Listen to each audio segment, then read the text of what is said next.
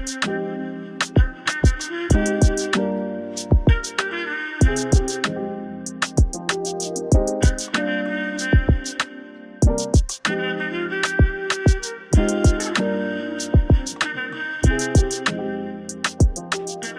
watching Slingshot The Podcast, the misunderstood voice, the culture's power.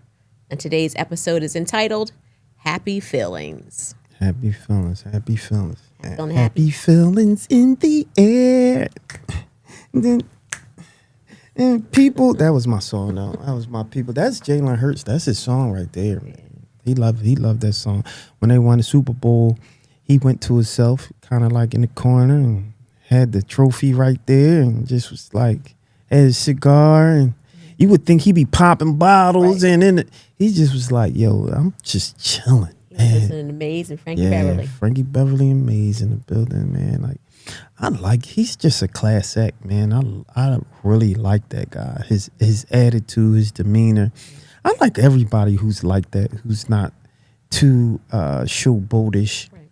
Although people, earn the right to do that, but it's, it's good to see some people who, still go by the old, gentleman-esque vibes of, I don't have to flaunt to show my greatness type of deal. I like him, man. Yeah, for sure. It's like the perfect picture. I still recall that picture in my mind. Yeah. Him after winning the Super Bowl, sitting on the floor. Sitting on the floor. In the stadium. Yep. The cold concrete floor of the stadium. He didn't care. With a cigar. Just listening to his happy feelings. The trophy right between his legs. And he just sitting there with a cigar, just like, I did it. I did it. I just did. This is what true happy feelings are. He worked all his life to get to that point. That's amazing, man. Yeah. As we're recording this, we're coming out of this last general election. Yeah. So the November 4th elections are over. Done and done. And there's a lot of people with some happy feelings. Yeah, it's a lot of people with not so great feelings. Yeah. That's funny. But the majority of people are having happy feelings right now. That's right. Historic election results coming out of 2025. Probably one of the biggest happy moments for the Dems. It was a blue wave. It's a blue wave. Yes, so that was interesting. It was bigger than a wave. That's what it was. Yeah. Well, the lyrics in the Frankie Beverly and Mays single here. So number one, I'm gonna go back here for a second.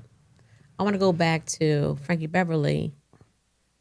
He founded this group in Philly. That's right here in Philly. I know New Orleans wants to claim him, but he founded this group back in Philly. Yeah. And it was Marvin Gaye who took them on the road with him and really got them going. Yeah. Philadelphia was a hot pot for music. It was like a gumbo of just soul music, and a little, further up to date, the neo soul that came out of Philadelphia. You're talking about a lot of music. Yeah, I mean the lyrics go, happy feelings in the air, touching people everywhere. Plenty love and everything right here.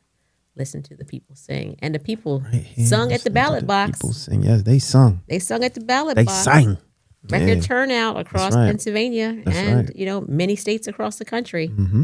So it was a big night. Yes, a blue wave. It was a rebuke of Donald Trump, some might say. Yeah. And it was a big night for those who campaigned on affordability. Yeah. Trying to make this world more affordable for the average person. Yeah, for the people. Mm-hmm. I think finally someone found the message. So I think finally someone found the winning message. Yeah, you know what? I think that was the residual effects of Donald Trump. I don't think if he wasn't as vocal and as how can I put it?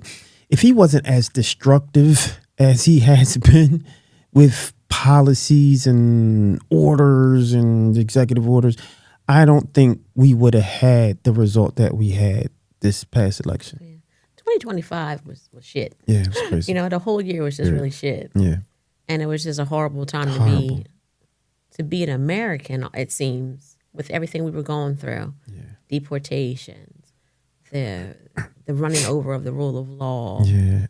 The Epstein files. All the things. Yeah, all of that. National Guards, deployed ICE. into American cities. Yeah, it's just tearing up of families, and it was SNAP benefits being held back. Amazing. The rising cost of health insurance. 2025, without November 4th, that election day. The rest of the year was just. You can even throw the shutdown in there. Just throw the shutdown in there too. Yeah. The longest shutdown in American history. That's right. Yeah, it's been rough. 2025 has been rough. Yeah, so awesome. we lost some great people. Yeah, 2026. The light is there at the end of the tunnel, y'all. We want to come out of this, and we're gonna do good. We're gonna be all right. As someone who leads a voting rights organization, we were all over the ground. Yes, trying to make sure everybody came out and voted in this election. They knew that there was an election in an odd year. Yeah, I was having no kings. Y'all did a lot. No kings. That's right. That's why I said you don't be giving yourself credit. What happened? You had a nice, your speech was very dynamic, and you always bring the energy. But what were you thinking about in creating, putting together the words for something that big, that huge? Believe it or not, I didn't script. Really? No, I never script. I rarely script. I'll write down bullet points of what I want to talk about. Right. But it just comes off the dome. And then I get the energy from the crowd, and you see for sure. tens of thousands of people out there still. By the time I went on, many people had left at this point. Yeah. But there were still tens of thousands of people out there at this point. And just to see the energy of the crowd, it just gets me going. And so, I had to close it out with go Birds. Go vote. Yep. Go Birds. Go Birds. Go vote. Go vote, for sure. Wow, amazing. Good stuff. Yeah. Well, it's just not about the Philadelphia Eagles, because nationwide there were amazing election results, historical, right, across the entire country. So, it's an odd year. So some states will have some elections for governors, some have for mayors, some just have school boards, some just have propositions. So 2025 was an interesting election across the entire country. And we have a few states we want to talk about, because there were some really incredible wins out of many states across the country. I'll start number one with Virginia. This was a really interesting one for me. Sure. Because Virginia's election, so, they had many elections in Virginia, but the big one was their gubernatorial race, right, for governor of Virginia. And it featured a black woman from the GOP. Interesting. Who received zero support from the Trump administration. Zero. Winsome Earl Sears, her name, we'll never forget that one. Someone, I read an article, someone said, you win some, you lose some. So Winsome Earl Sears lost this one. She lost it bigly. It was almost by 58 points. 58% is what Abigail Spanberger won by. She won 58% of the vote. Okay. And it was the largest landslide since 2009 in Virginia. Interesting. Yeah, so the Democrat defeated the Republican there in Virginia, with the Republican being a black woman. That's wild. So you can't call us a monolith, and we're not just voting for skin color. Vote black. Because black folks in Virginia did not vote for Winsome. Yeah. Another big one of my favorite wins of election night, 2025, came out of Mississippi. So I know I've talked about my family history previously, but that's where my people started. Yeah. We started in Aberdeen, Mississippi, on a plantation in Aberdeen, Mississippi. Wow. And to know that Mississippi, one of the blackest states in the entire country, finally broke the supermajority in the Mississippi State Senate with 2 seats that were flipped in Mississippi, one by 2 black elected officials. And this comes after a court order to do away with the gerrymandered maps that they were having there in Mississippi. So it took a special court order to redistrict to ensure that black folks had greater representation in Mississippi. So shout out to Mississippi. Yeah. We talk about a blue wave. Mississippi's not known to be a blue state. At all. But they absolutely had some big wins. Yeah. Do you know the demographic, like the numbers, black folk down there? It's a lot. It's like 40%. 40% of Mississippi is black folks. So that's, it's interesting to hear about the gerrymandering that, especially the amount of black folk that's down there. Interesting. Yeah. You have to draw a very special map in order to not draw it in a way that black folks could have representation. Yes. That's what I'm saying. Was they drew like because black folks live everywhere in Mississippi. Yeah, that's what I said. They had to draw a wiggle or something in it. I don't even know what that map looks like. I hope Tish, our editor, I hope you can find what the map would look like in Mississippi before like the redistricting effort. It had to look wild. Yeah. I had to see that. Well, here we are in Pennsylvania, so we're not too far away from New Jersey. Yeah. New Jersey had another big gubernatorial win for the Democrat. It was Governor-elect Mikey Sherrill, a former congresswoman. Well, she's now a former congresswoman. Mm-hmm. And she represented North New Jersey. So it wasn't, a Southern New Jersey individual winning the governorship. And she took 57% of the vote. So very similar to that 58% that Abigail Spanberger took up there in Virginia. So these are like landslide victories. Yeah, man. You can't. It's no debate. I say we're because I'm part of the Blue family. Teetering, but I'm part of the Blue family. The Democrats had some big wins. Finally, I know it was like a breath of fresh air to feel that they have at least a fighting chance. Right. Flipping seats and stuff like that. So I think that's pretty cool. I always say, as long as we have the vote, we have hope. That's right. As long as we have the vote, we have hope. Yeah, I like that. Yeah. You on your little quotes? You got a coin them. Put them on the shirt. Yeah, I got some shirts. New York. Yes.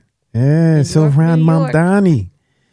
Yeah, that was big. That's that. Interesting enough, this gentleman had everyone on the edge of their seats. No one knew how to take him. You had the Democrats saying, he's a little too left for us. Like, really? He's a little too left for y'all. But of course, the Republicans was freaking out. They're all of his policy. He's a socialist. Yeah. Well, he's a democratic socialist. Yeah, democratic socialist. There's a difference. They hyphenating the position, but the democratic socialist and looking up what socialists mean. In terms of, I don't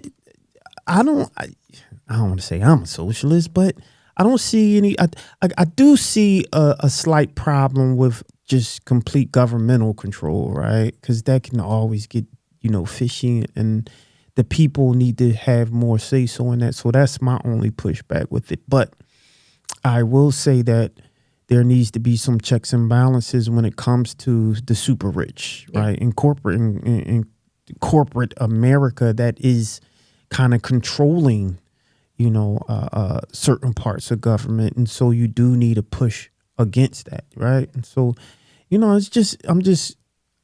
I'm excited to see what he does. I'm excited to see the energy coming from New York the way it is, I'm excited to see that there may be a little bit more equality in every sector in New York in terms of big business to those who are struggling to pay rent. And, I'm not against, real estate developers. I'm not too much against, but, it comes to a point where it's greed. And New York is so high. The cost of living is so high down there that I went to a friend's apartment and $2,000 is a lot of money. Mm-hmm. The square footage of $2,000 in New York, it blew my mind. Are you paying $2,000 for this? Mm-hmm. And it wasn't luxury. It didn't look all of that, but $2,000 for like 400 square feet. That's it. Yeah, that's it. So, seeing the rental policy that he's trying to create, to see some of the the taxing of the 1%. Right. That's great to see that. Even there has been an overwhelming support of Israel, which is it is what it is, right? But it's good to see some equality based on that. That it's like, hey, let's look at this. Let's truly look at what's going on, and there's some things that's happening over there in Gaza, and we need to have a deeper look in it. And so that was interesting to see. But he seems to be fair across the board, and that's all we can ask for. Like, it's going to lean, of course, but We just need people to be fair. Yeah. And if people are fair, then however it turned out, then you'll see the quality of policy happen the way that it needs to happen, good, bad, or different. But as long as you fair, you know, you can see the intention behind it. I think he did well because he's authentic, and he comes off as authentic. Yeah, he really too, does. Yeah, right? Yeah. It's not fake. He's not. Yeah. You know, propagating something. This is who he is. Yeah. And he's super young. Yeah. He's super young. He is. In his 30s. That's why I like the energy that I'm seeing, like the support of the New York people are rallying behind him. And I remember there was a huge, they didn't think that he would even, you know, push the needle when he started. I remember that. It's like, who is this guy? They, you know, playing with his name, wasn't pronouncing his name correctly. And then all of a sudden, everybody started raising a brow. You know, he reminds me of Barack Obama. People was like, who's this? He just came out of nowhere. Yeah. Until he started getting momentum, and then it was just like, whoa. Right. You know. I remember I had some friends in 2008 for that primary for Barack Obama who didn't vote for him in the primary because they're like, he's not going to win. Yeah. So I don't think he's electable, so I'm going to go someplace else with my vote. So not only is he super young. Yeah. But it was a big night for Asian Americans across the country as well on election night. Yeah. Now, we have a man who was born in Uganda, Africa, right? Born to Hindu and Muslim parents. Yeah. Indian descent. Yeah. So it's just incredible. Yeah. Yeah, I think the first Muslim, right? First Muslim, to lead a huge major city like this. Yeah. And he has no problem with saying how he identifies also. And I think he got a little pushback, I believe, on some college applications. You know, he was African American and something else. I can't remember what he said he was, but you know, people were asking, and he said, "Look, there's no box for my diversity." So this was the closest thing, and to his point, is not right. And so I think they're going to start. I think the census establishes that, right? Well, I think this speaks to how ludicrous that race is. The social construct it is, because truly he is an African American. Period. He was born in Africa. Yeah, he is a true African. He's a true African American. Yeah. Well, not only that, but he's making some waves right now because his entire transition team is all women. Interesting. So leading him into this new administration, he's gone along the way of Jalen Hurts, who also has an all-woman management team. You have to hear the story behind Jalen Hurts' agent, which was really interesting. You know, she just threw her hat up there and was like, "Hey, I know that I can do this," and he trusted her, and she got him paid. Got him paid. Well, you know, Cuomo tried. And he got some last minute backing by Donald Trump, some other billionaires, but it wasn't enough to defeat Mamdani. So congratulations, Mayor Mamdani. We're all excited to see what you're going to do. And I hope you're successful. I hope he's successful. I wish you success. Yes, me too. It's different energy. It's a new perspective, and we'll see what happens. Yeah. You know, I'll say this about this election for him is that some people have something to say about Black women in this election. Now, Black women are known to be, you know, that percentage that does the right thing on election day. And this particular election, they're calling out Black women for not supporting him at the same levels they typically support others. But when you dig deeper into the data, you see that the support that might have been lacking for him in Black women came from older Black women who are more into the establishment, more into the Democratic Party and the old school Democratic Party, who supported Cuomo. They're still supporting Democrats. Wait. They didn't go Republican. They just didn't support Mamdani in the same way that they've supported others that are usually at the top of the ticket. That's interesting. I didn't know that. Yeah. Okay. So that's an interesting story that needs to be talked about a little bit. Yeah. Yeah, I mean, it was brought up because, you know, we are always dogging Black men. I was about to say, that's an interesting. I tried to make it publicly, you politically correct a little bit, but no, they need that smoke. They need that smoke the way that they came after us, and we overwhelmingly voted for Kamala, and you know they was beating us up over there. Yeah. But we need to talk a little bit about y'all not doing what y'all supposed to be doing over there. I'm going to stick up for my ladies, though. Of course you would. Right, because they are still voting for Democrats. It's not like they went over to the Republican Party. Of course, candidate. They just chose the old guard Democrat that they knew. Yeah. And it was the older ones. It was the ones over the age of 50 that really broke. That's a qualifier. Yeah. Shouldn't be, right? Yeah. But it is what it is. It is what it is. Now, did they acknowledge the people who didn't vote? I mean, do you know that statistic of women? What they do is when they break down these statistics, they're going to talk about black people, but they didn't talk about white voters and how they broke for this election. Right. But Latinos came out, Asian Americans came out. Yeah. So, historical night. Historical night. Yeah, he's in. And then the last one coming out of this last 2025 election here was what happened in California, Prop 50. Now, this previous episode, we talked all about gerrymandering and redistricting. And we talked about how California was trying to overcome what was happening in Texas with Governor Abbott trying to find some Republican seats in Congress. And so Prop 50, also known as the Election Rigging Response Act, was a special election ballot question in which we had, something like 7 million Californians came out for a special election just to talk about Prop 50. There was really nothing else for them to vote on besides that. And 7 million people came out of their house to vote on that. Can you summarize Prop 50 for those who might be watching real quick? Prop 50 is going to be the way in which they're going to allow California to redistrict and do that not with a citizens redistricting commission, but allowing the state legislature to actually draw the congressional map.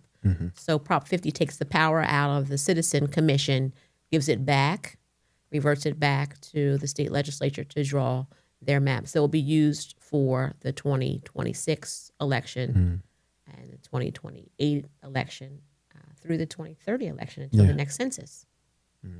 When they'll go back, I'm sure, to the California Citizen Redistricting Commission to allow them to draw maps again. Yeah, but 64.5% said yes to Prop 50. Interesting. Wow. Big old turnout, too. They had 47% of Californians came out for a single question. Wow.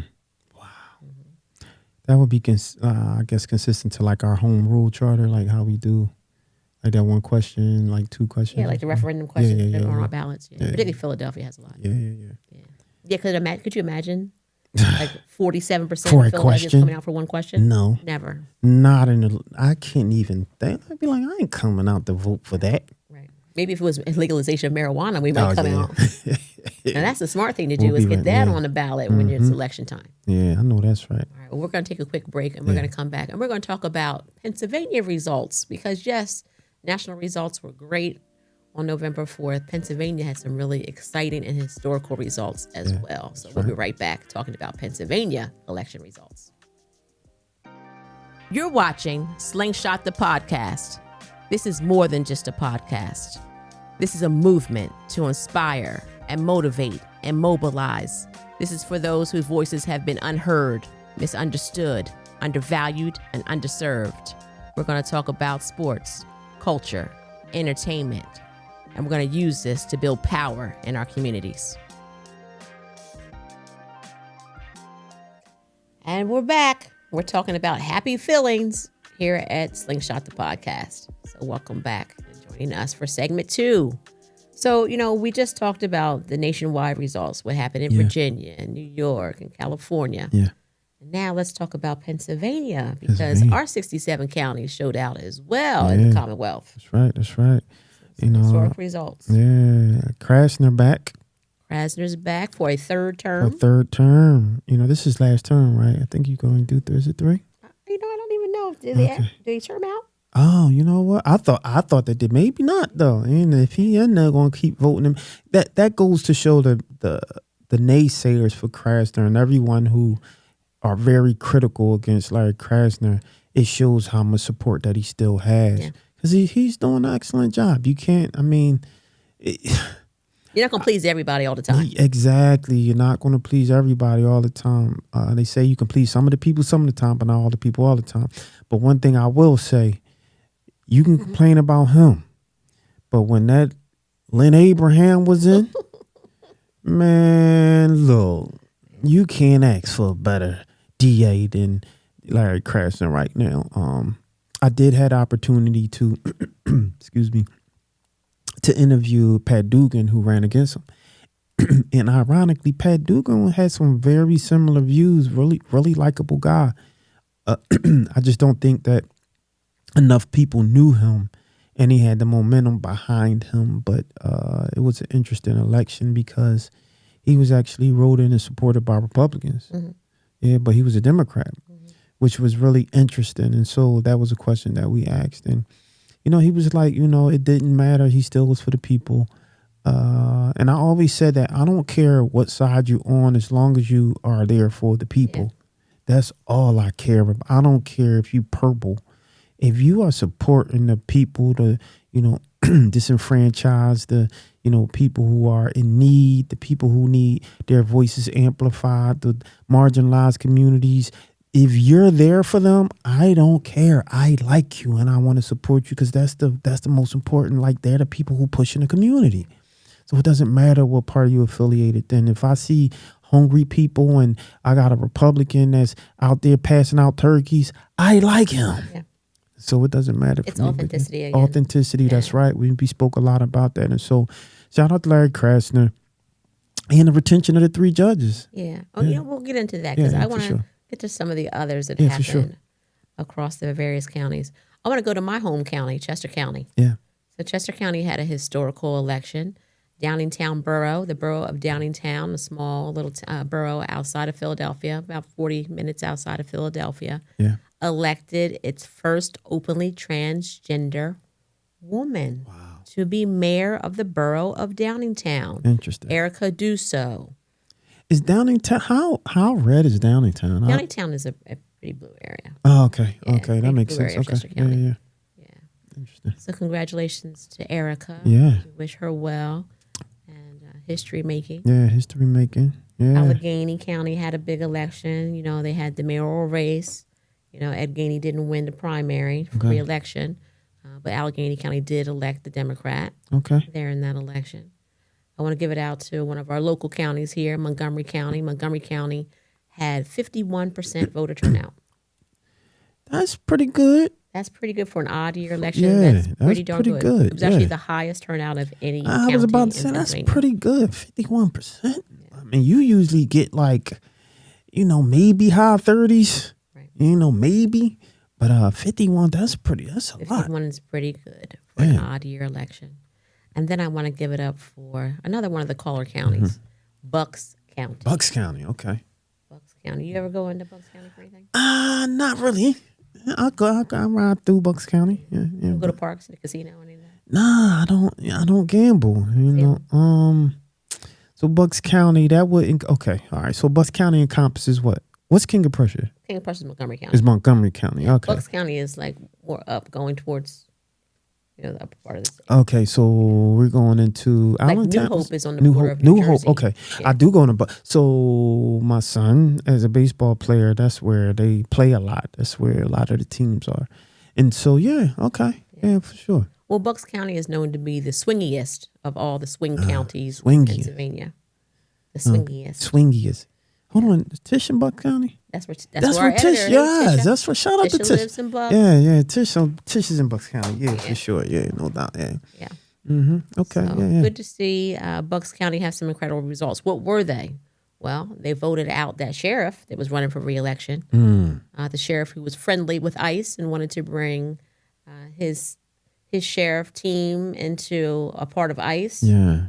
To assist with the deportations, and the citizens of Bucks County said no. I swear I don't get ICE. I don't get it. I just don't get it. It's like an organization that was just thrown together. Yeah. No training. Just go and get people who look like they're from, Mexico. Like, that's what it seemed like they look. If they look like they Hispanic and look like they from Mexico or Ghana or something, just go out and just grab them. We can sort everything out later. That's what it. That's definitely racial profiling. Yes, that's what I'm saying. Just whatever they look like, that's who you target, and it's no policy, no strategic. Well, that we know of, no strategy that we know of, but it's like no guidelines or anything. It's just weird to me. Yeah. You can wear anything pretty much, and you can cover your face so anybody can act as if. I just don't understand. The rule of law doesn't apply. Yeah, that's my checks and balances. Nothing. Yeah, nothing. It's running wild. Yeah. Well, Bucks County said no to the sheriff. Shout out to Bucks County to expand ICE within Bucks County. So yeah, a lot of historical things happen. Yeah, shout out to Bucks County in the building. Yeah, standing firm. Bucks County really is like, it's like Pennsylvania. Shout out to Bucks. Yeah, no doubt. And the other thing that was really big on election night was school board elections. So all of those women who were running to ban books and, disrupt public education, none of them elected. Good. I just think they... Moms for Liberty lost bigly. Moms for Liberty, they lost. That's what... Some of that stuff just don't make sense. It appears to be some type of like marketing scheme. All right, well, we're going to take a break. We're going to come back and we're going to talk about the election results that I know we want to get into. Yeah. My favorite of Pennsylvania election results. We're going to talk about these judges. Yeah, let's go. All right, so we'll be right back. Stay with us. You're watching Slingshot the Podcast, the misunderstood voice, the culture's power, at New Millennium Multimedia Studios.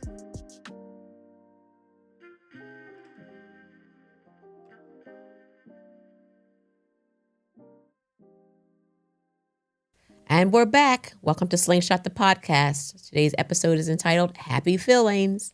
And I know how happy I am to see these election results for our judges. That's right. Yes. Happy feelings in the air. There we go. That's right. Sing it. Happy about that. Yeah, let's talk about it. The retention elections. Yeah. The Vote Yes campaign worked. Yes, it did. Vote and yes. Pennsylvanians voted yes. Oh, yes. They voted yes for all three of the Supreme Court justices who were standing for retention, and they voted yes for both the intermediate courts, too. So the Superior Court judge and the Commonwealth Court judge, both of them also retained and here for another 10-year term. That's right. 10 years. Yeah. 10 years. That's why judges are important. That's why it's always important to go out for judges, because what if these judges, right, thankfully they weren't, they're not radical, kind of like critical and racist, right? But what if they were? You would literally be voting them in for 10 more years. That's crazy. Well, that was the argument of the Republicans. Yeah, they were against, they were for term limits. Yeah, so their way to term limit the judges was to kick them off of the bench. The contradictory though, you when you got somebody in present now that's kind of like fighting against term limits, right? Yeah. He's talking about being president again. Yeah. How's that? But I think it only applies to what benefits. Yeah. Well, there was also 2 vacant seats on our upper courts. So the Superior Court and the Commonwealth Court both had a vacancy. So congratulations to those 2 new judges to sit on those benches. Oh, wow. Yeah. So Brandon Newman and also Judge Stella Sy both won their elections on the vacant seats as well, both Democrats. Amazing. I told you the Democrats, they were mad. It was a blue wave.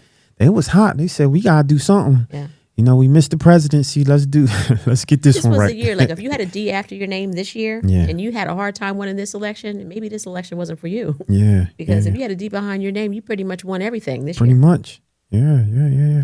I always say politics is like a pendulum. It'll swing back and forth. When a Republican's tired, you show what happens when they tired and they angry. They make things happen. And that's why we have like a President Donald Trump, right?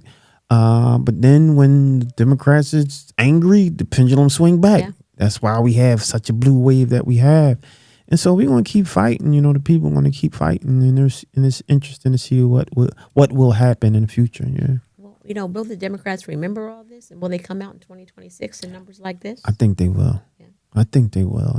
I think there's this resurgence of understanding the need and importance of voting and seeing how there's a big change because of the vote. I think that makes people optimistic that, especially those who believe their vote don't count, I think they become optimistic. The problem with people who believe their vote don't count is because they don't see anything happening sometimes, especially close races, right? But when they see a huge change, it's easy to market that it changed because you voted. Right. That was one of the previous episodes. It was entitled "My Vote Don't Count." That's right. That's right. What's the singer's name? Yellow something. Yellow Wolf. I think I forgot his name. I forgot his name. Well, that was the thing. People thought my vote doesn't count, but it absolutely does. It absolutely and people does. came out in record numbers because turnout was historical in many places in the Commonwealth. That's right. That's right. And it had to overcome the dark money that found its way into Pennsylvania. So we had a historical election in terms that there was a campaign to kick justices off of the bench. And not just the justices, the Vote No campaign. As I was standing outside of my polling location listening to the Republicans there, they were asking for their constituency to vote no for all of the retention elections. Not even sure who was the D or who was the R. They were just asking for their folks to vote no on all of the judges. So, this was historical. There has never been a campaign with this type of money, put out there to say, let's disrupt the independent court and remove judges and justices from a bench. So, Elon Musk originally gave his money last year that led into this year. Then Pennsylvania's richest man, billionaire Jeffrey Yazz, put his money in here, and they wasted their money. Yeah. And, ironically, what I'm seeing is that how people feel is becoming more of a narrative push than people's money. And what I mean by that is people's interest in making change is becoming that bank that's able to push the needle. And money is kind of like they're starting to understand there's a lot of fake news, a lot of disinformation. They know that, this whole even AI situation is making people even look deeper into what they're noticing or seeing on social media. Not saying that that's happening from politicians. I'm just saying that they're starting to understand that even you have to second guess and look deeper into your social media. So, the attempts to disrupt democracy failed. And I would argue that those that put all that money into this campaign, they actually increased the turnout, right? They increased the turnout. And so it was for their own demise. They increased the turnout. And they got folks that probably would have never come out for a judicial election. Got them to come out of their house or cast a provisional ballot or cast a vote by mail ballot and actually have their voices heard. So, congratulations to the Elon Musk, the Jeffrey Yazzes of the world. You ensured an increased turnout in the Commonwealth. So thank you for that. As a voting rights organization, I appreciate you for increasing voter turnout in the Commonwealth of Pennsylvania. So in these odd year elections, right? So your 2023, 2025, and now soon to be 2027, typically turn out somewhere between 27%, 33%, somewhere around there. And this past election, we're still counting ballots, right? Because Chester County is still counting those provisional ballots.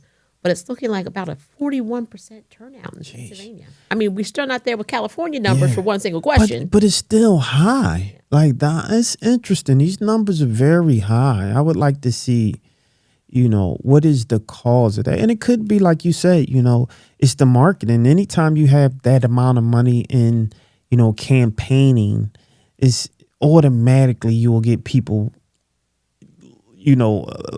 visibility in other parties, right? Just by way of the amount of the sheer money that's out there. So, I'm just applauding the numbers, the amount of people, because we wasn't talking like this before.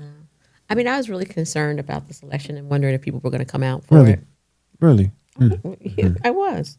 Yeah, I was really concerned. Yeah. Because historically, judicial elections aren't high turnout elections. Yeah, that's true. Elections aren't high.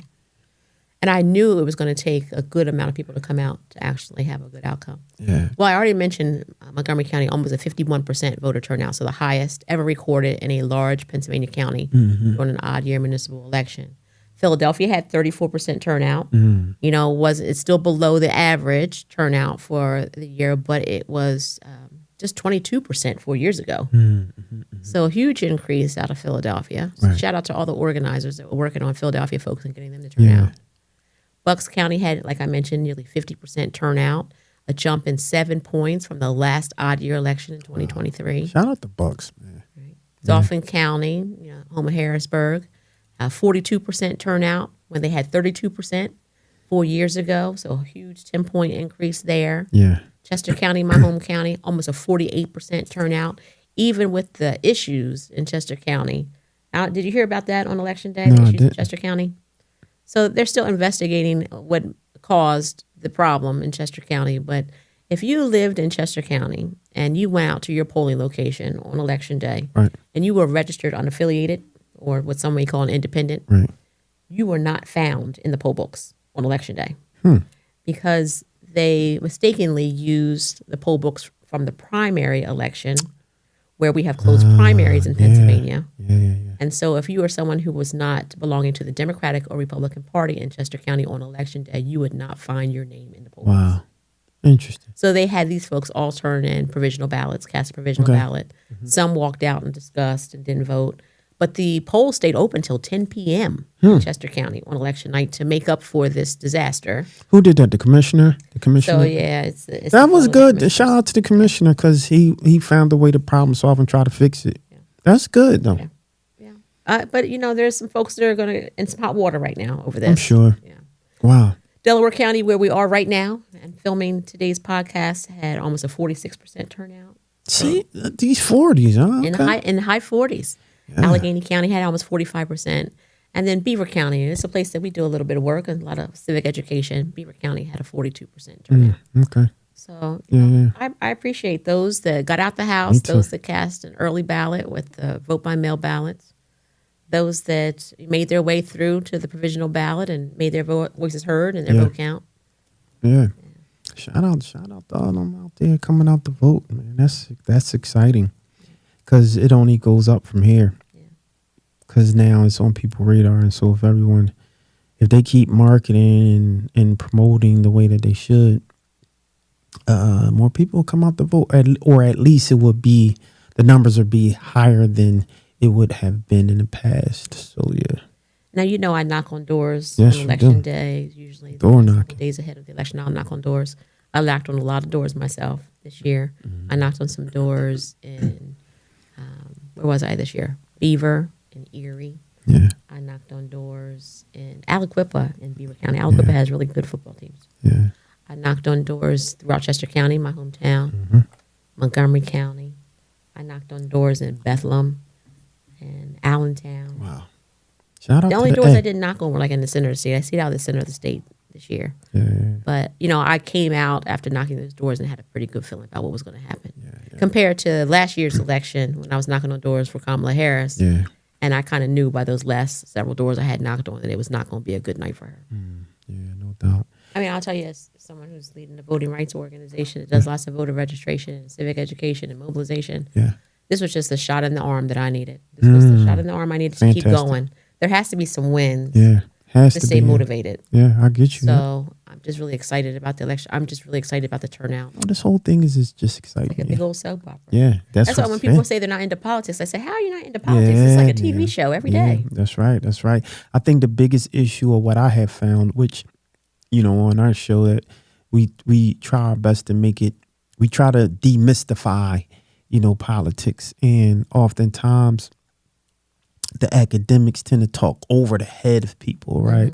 Some of the issues and information. I know if you are watching this, you may hear me ask our queen over here, Kadida, so what do you mean by X, Y, and Z, right? Yeah. And I do that because I found that, we have people call in and, or people that we run into that vote. I don't even understand what a charter and home rule is. What is that? Right.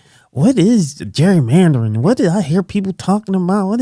I don't care about that. That don't have nothing to do with me, but actually it does, right? Let me explain to you what it is. Exactly. And I think that when people can understand what it is, it makes them feel more included and interested in taking part of whatever that is. And so if you're watching and you're into politics and you're promoting campaigning and you are the academic, sometimes there are people that's not necessarily on your same wavelength.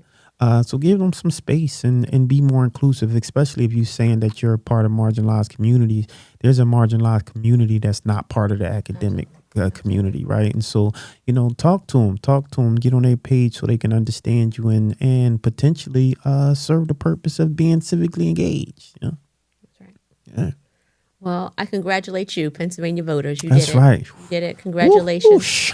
You used your power. That's all we kept saying. Pennsylvania voters are powerful. That's and right. You all showed that power on November 4th. Yeah, I love my state. I love my city. I love Philly, right? I'm such a Philly guy, right? And we say Philly is its own city and state, you know, because we claim that's how big we feel like we are. But just PA in general, man, like, you know, we are a tight community. Most of us love, even if you're in Pittsburgh, some of y'all love the Eagles too. But, you know, we just love Pennsylvania. And we love hard, and we continue to do what we do. So we have our struggles, but there's no other place that I would rather be than where I am. Yeah. All right. And with that, we'll close it right there. There you go. We're closing up with happy feelings. Happy feelings about Philly. That's right. Happy feelings about Pennsylvania. Happy feelings about Pennsylvania voters. You did the thing. That's right. Thank you very much for voicing your power at the ballot box. Mm-hmm. That is where change happens. It was the great John Lewis always said. That's right. That the most powerful nonviolent change agent that we have in a democratic society is the vote. That is how you bring about change. That's heavy. So Pennsylvania did that. So happy feelings over here. And with that, we want to thank you for joining us today. I hope that you share these happy feelings with someone in your life. And here, I'm going to say this as this episode comes out somewhere around Thanksgiving. I hope you get into a little good trouble, a little John Lewis good trouble over Thanksgiving. I hope you have some tough conversations with your family members. I hope that they hear your mouth if they need to. Get into that good trouble, that good necessary trouble, that angelic troublemaking that many of you might need to do on Thanksgiving. I know I don't have those issues in my household. We're all agreeing on things. But some of you watching today may come from a different type of household, and that's okay. You know, just make sure you eat the turkey before it goes flying. I know that's right. Yeah, for sure. That, everybody have a good day, and thank you for spending your time with Slingshot The Podcast. Yeah, for sure. The misunderstood voice, the culture's power. Have a good day.